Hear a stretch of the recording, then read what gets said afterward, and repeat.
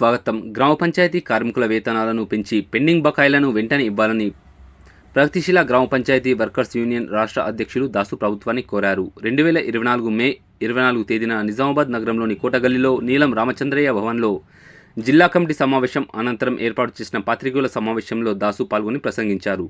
ప్రజారోగ్యం కోసం తమ ఆరోగ్యాన్ని ఫలంగా పెట్టి పనిచేస్తున్న సఫాయి కార్మికులకు వేతనాలు పెంచి పర్మనెంట్ చేయాలని రాష్ట్ర ముఖ్యమంత్రి రేవంత్ రెడ్డి గారిని కోరారు.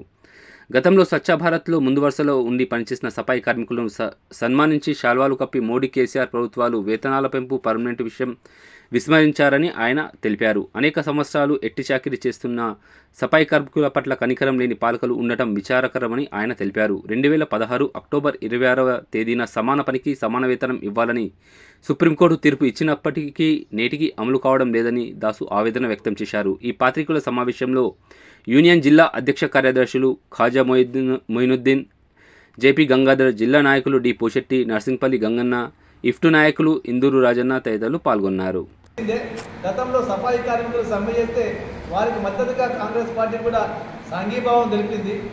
ఎందుకంటే ఒక దిక్కు సమాన పనికి సమాన వేతనం కావాలని చెప్పి పెద్ద ఎత్తున ఆందోళన చేసి ఆ తర్వాత సుప్రీంకోర్టులో ఒక కేసు వేసిన తర్వాత అక్కడ ఉన్నటువంటి సుప్రీంకోర్టు జడ్జిమెంట్ ఏ విధంగా ఉందంటే సమాన పనికి సమాన వేతనం ఇవ్వాలని చెప్పి ఒకే పనికి 2 రకాల వేతనాలు ఇవ్వడం బానిసత్వం.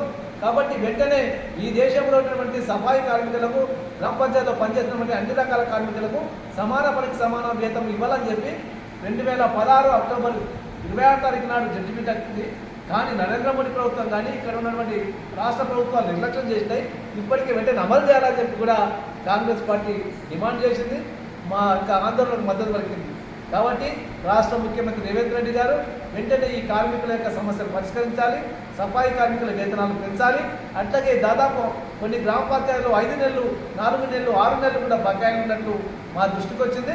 కాబట్టి జిల్లా డిపిఓ కానీ జిల్లా కలెక్టర్ కానీ ఈ కార్మికుల బకాయిలు వెంటనే ఇప్పించి వాళ్లకు చేయూతనివ్వాల్సిందిగా మేము కోరుతా ఉన్నాం.